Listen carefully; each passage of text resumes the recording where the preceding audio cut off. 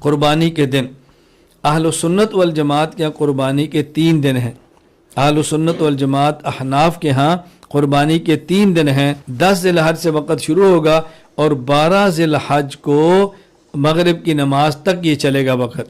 علامہ علاء الدین ابو بکر بن مسعود بن احمد القاسانی رحمہ اللہ وفات 587 ہجری، بدائع الصنائع القاسانی کتاب الاضحیہ میں فرماتے ہیں وَأَيَّامُ النَّحْرِ ثَلَاثَةٌ يَوْمُ الْأَضْحَى وَهُوَ الْيَوْمُ الْعَاشِرُ مِنْ ذِي الْحِجَّةِ وَالْحَادِي عَشَرُ وَالثَّانِي عَشَرُ وَذَلِكَ بَعْدَ طُلُوعِ الْفَجْرِ مِنَ الْيَوْمِ الْأَوَّلِ إِلَى غُرُوبِ الشَّمْسِ مِنَ الثَّانِي عَشَرِ۔ فرمایا کہ جو قربانی ہے یہ 10 ذی الحج کو، 11 ذی الحج کو اور 12 ذی الحج کو ہے، اور کب تک؟ طلوع فجر، 10 ذی الحج کی طلوع فجر سے لے کے یہ 12 ذی الحج کی عصر تک ہے۔ طلوع فجر کے بعد وقت شروع ہو جاتا ہے، لیکن کن کے لیے؟ جہاں قربانی کی یا عید کی نماز نہیں ہے۔ عید کی نماز تو پھر اس کا وقت شروع ہوگا عید کی نماز کے بعد۔ دلائل نمبر 1 سورۃ الحج آیت نمبر 28، اللہ تعالیٰ فرماتے ہیں اعوذ باللہ من الشیطان الرجیم بسم اللہ الرحمن الرحیم لیشہدوا منافع لہم ویذکروا اسم اللہ فی ایام معلومات، تاکہ لوگ اپنے فوائد کے لیے موجود ہوں اور ایام مقررہ میں ان مخصوص چوپایوں پر اللہ کا نام لیں۔ مخصوص ایام میں، ایام مقررہ میں، وہ ایام مقررہ کون سے ہیں؟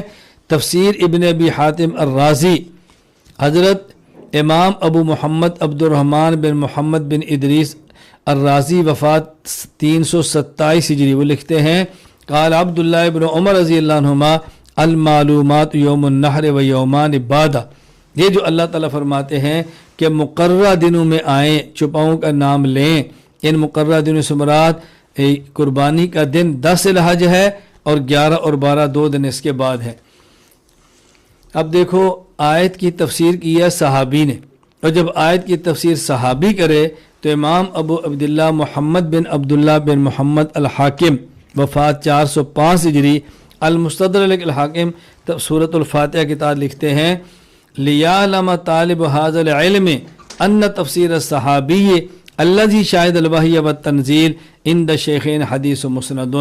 یہ طالب علم کو بات جان لینی چاہیے کہ صحابی جب حدیث کی تفسیر کرے تو وہ حضرت امام بخاری، امام مسلم کی حدیث مسند ہوتی ہے، تو گویا یہ حدیث مسند ان نے بیان فرمائی۔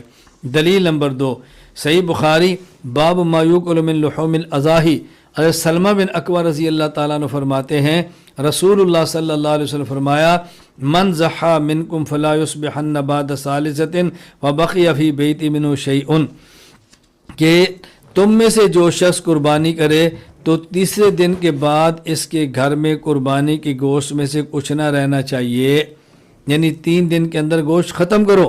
جب دیکھو 3 دن کے بعد چوتھے دن قربانی کا گوشت رکھنے کی اجازت نہیں ہے، تو چوتھے دن قربانی کرنے کی اجازت کیسے ہوگی؟ ممکن نہیں ہے۔